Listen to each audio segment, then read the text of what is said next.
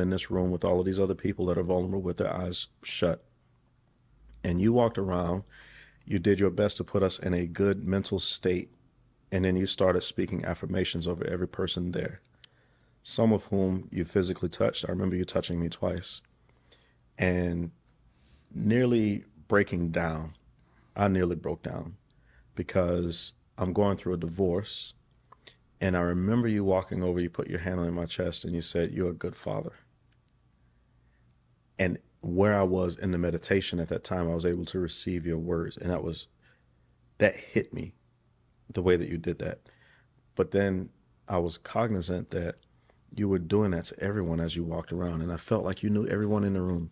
It was either you knew everyone in the room or there was something channeling through you that allows you to speak the words that that particular person needed at that particular time. Where does that come from? Okay, I actually never talked about it in public, but it's a nice question. I had a clinical death when I was 23. Okay. And prior to that, I was an atheist my whole life. My dad is an atheist. I never believed in anything. My mom is really believing in God and my dad doesn't. And I always wanted to be like my dad. Like I looked up to him and I was like, no, I don't believe in God. It's bullshit. Like I need to see evidence, you know? Yeah. And when I had the clinical death, it was weird because I landed in Israel the same day I found out that my cousin have a wedding. And I was a 23-year-old. I thought I know it all. I go to the wedding. I took a few shots in the end of the wedding and drink wine. And I didn't know I'm allergic to alcohol. So I start feeling weird. And then the wedding finished. We go into the car and I had two of my aunts, one driving, one sitting in the seat next to her. And I was like between the two hands in front of them, right? And then I start feeling weird, like in a weird way that I cannot control my body. I couldn't breathe in and out. It started like slowly, gradually. And then I start having this conversation in my head. Like, God, what are you doing? Did you brought me to the Holy Land to kill me? Do you want me to promise you that I'm going to be religious? That I'm going to be Orthodox? That I'm going to believe in you? Don't do that because I can't believe in you just because you want me to. I need to go through something to understand that you actually really exist. You know, I'm an atheist and I was a very strong atheist. All of a sudden I felt like in the movie, actually when I saw the movie, it freaked me out. In the movie, I don't know if you saw it, it's called Stargate. Like they moved from one dimension to the other and you see like going to one second dimension. Okay. And I felt like I'm going to a second dimension without knowing that. And then and then I start feeling like light in my body and loved. And if I want to really describe it, it's like an emotional orgasm. Like everything is perfect. I don't need anything. I want to stay here. It's amazing. I'm floating. And then I look down and I don't see a body. I go like this. I don't see hands. I don't see anything. And then I hear somebody talking behind me, but I don't know how to explain it. It's not like he's talking with his mouth. It's like telepathy talking. It's like he put this things in. I don't know how to explain it, but it's like he put it in my head. And then I said, what? I'm like, wait a minute, who are you? I'm turning around, nobody's there. I'm turning from here, nobody's here. And we walk through a long corridor and rooms that it's all made of clouds, right? And he started to tell me, and I'm like, oh, I love it here. I want to stay here. I feel so good. I don't have a burden anymore in my stomach, in my neck, you know? I'm like, I want to stay here. It's so amazing. And then I see people who died coming, you know, my grandfather, you know. And then he said, I put you in this physical body in purpose. People are going to see something else and you're going to work hard to show something different. You feel people, touch people and just realize you're going to feel them. You have to go back down. You have to go back down and you have to help people. But because I was back then, I was very chaotic. Okay. You couldn't talk to me at all because I was Mr. Know-It-all. I was becoming an actress. Everybody know me. I had a chip on my shoulder, you know? And I didn't understand that. I didn't understand what that meant. It was, of course, a lot more things happening. But when I came back down, I was really like, I didn't understand what happened. It was crazy. But the years that come after that, weird things start to happen. And I'm not a psychic. I'm not claimed to be. I'm not even believing in these things. Just weird things happening. So I have to own it, you know? Like I would come to somebody's house to sleep and then I dream of the mother of the house she died, that she tell me things. In this house you could do this, you could, and then I tell her, say, it's so weird. My mother was like this. Or like weird things, you know?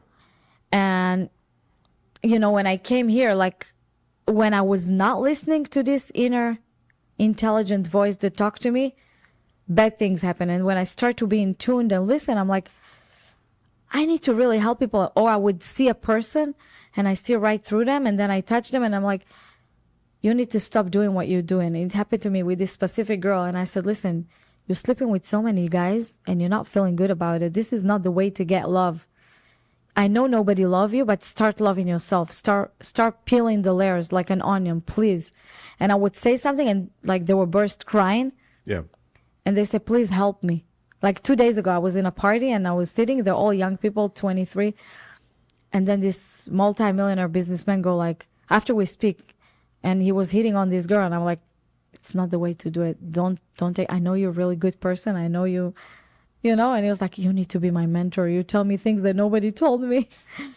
And like I could see through people sometimes, and because their ego or they don't do inner work or they're scared that people expose them, they look at me like I'm either bad or I scare them because people don't want to be exposed. People don't want to look in the mirror. Yeah, they don't want to have this inner conversation. And, you know, everybody almost working from the automatic pilot. And they used to come to a new crowd, and say this story. Oh, yes, I did this and I did that. And they tell everybody the same story. And some of it is lies. And some of that is like how they want you to see them. Right. And they, you know, when you tell a lie for such a long time, you believe in that lie. And I try to help them to correct. It's okay to be you. Like, it's okay to be you. And with that being said, it's not about you and me going to a psychologist or therapist, fixing it and moving on. Because the therapy and the working on yourself and the inner conversation, it's something that it will never end. You always have to work on yourself from the inside. You always have to work on yourself as a person. You're born to learn endlessly, and then you die with you know nothing. This is the secret. This is the real secret of life. You never stop learning, and every person comes for a purpose to really teach you something about yourself, or you taking something from them, you know, on yourself that you won't do or would do. You understand? Does that make sense? So what are some of the things that you've learned? From the clinical death? From you, from life. You're here to learn all of these lessons. All of these things happen to you. And again, the sauce of life is about those experiences that you've had and how you then turn those into ingredients that you use. So what are the lessons, the experience that gave you the lessons? Because I feel that experiences are opportunities for learning. Of course, always. Always. It's blessings, actually. Yeah. I tell you what, I always knew how to make money, but I never knew how to keep it, right? Okay. And when I become homeless 5 years ago, one day I was sick. I lost all my clients. I find myself sleeping in the car with my son all alone. All my friends want nothing to do with me. Nobody want to let me stay in the house because if you're homeless, you're a loser. We don't need her. Everything is based on interest, right? And I'm like thinking with myself, wait a minute, you can't break. You have to look at the end goal, right? And, you know, I came to a point that I don't believe in God anymore, you know, because I find like it's impossible. I've been through everything. And here in America, I'm not a religious person, but I am in tune, right? Because I met so many people who believe in religion. They all say the same thing. So religion, it's nothing for me. For me, it's, you know, the direct connection. So I'll find myself sitting in a hospital by myself, talking to myself. I said, God, if you really exist, I promise you that this time, if I make money, I will never be reckless like this because I have to take care of a child, right? Not just, I didn't even look at myself. Yeah. Like, we have to, like, I have to change it. You have to help me change this. Just give me a little sign. And I opened the book of Tehillim. It's a very, very strong book in Judaism. Mm-hmm. You know, Judaism based on science. And it's a lot of books that I really treasure because they teach you skills of life. And I just opened that randomly, and it's like God here. And then a second later, and I read it loud. I said, I read from the book loud, right? Because I believe in hearing myself. 2 seconds later, it's a Jewish doctor come into the room and say in Hebrew, "Are you speaking Hebrew?" Thank God it's a Jewish here. It's no way that it could be a Jewish person there, right? And somebody who speak Hebrew, and the doctor. Wow. And it was like a clear sign. I'm like, okay, so you exist, but what's the purpose? I don't want to be religious. I don't believe in religion because I think even as a Jewish, I know a lot of Jewish do it the right way, but a lot of them do it the wrong way. People stuck in the non-important thing of the religion.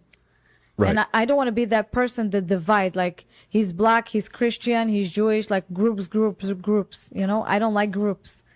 I think that we all need to be evolved and open. I could sit with a Christian and learn a lot. I can sit with different cultures and learn. And then I realized this is my power and I have to use my power. And I promised myself, and I swear to God, a year and a half later, I bought the 2 houses. Ask me why? I don't know, because my secret is always not to ask how it's going to happen. I never ask how. I just look at the end goal and put the work and open myself, like, seeing everything, the little details, look at the signs, meet the people, try to see the good in others, because my motto is if I see the good in people, I see the good in myself. It's a famous Jewish saying that say, if you see the bad in people, aposel bemumo posel. It means if you cancel someone, because you cancel in yourself. Yeah. You understand? Yeah. So I always try to see the good in people. And even if someone is obnoxious, horrible to you, I try to be extra nice because it would put them in an awkward situation and they would feel embarrassed. You know what I mean? Like, Yeah, I know it's a hard work, but. No, that's beautiful. You just said a lot of stuff in there that if somebody were to go back and listen to this again, you dropped so many pearls of wisdom in there. And this is a part of what Thanks. I love about you is perception doesn't match the reality of who you are. And I shared that with you before, my perception that I had. And then I got to know you and it was like, holy crap, you're the exact opposite of anything I've thought in my mind. And so you became a mirror for me. And it just so happens that I'm a guy that likes to reflect and understand who I am. You just said something about success or on success. And I was sharing earlier that what I find common amongst all successful people is they have a dream or a vision. They take action towards it and they don't quit. And you're not a quitter. I'm not. You've fallen. What is an example of times that maybe you've failed or if you've fallen, you've struggled, but you then use that struggle to stand on to move your life forward? The most important thing to me that it's like we talked about race and look, like I'm short, I'm skinny. Remember, like we go out of the house and people can judge you for being black. They can say anything. Oh, they only know sports, or oh, it could be ghetto, or oh, she's short. She looks like a porn star, or whatever it is. They judge me. Who says I'm black? I'm Polish. Yeah, but you know how people, Yeah. people don't understand, and I try to explain it. We're talking about race.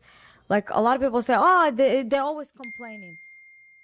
People don't know what it is when you're in a form of something that is different, that people always keep judging you. And to me, I was so tired to go out to the world and every man think I'm a gold digger. Every man think I'm dumb blonde or stupid, ignorant immigrants, And I'm like,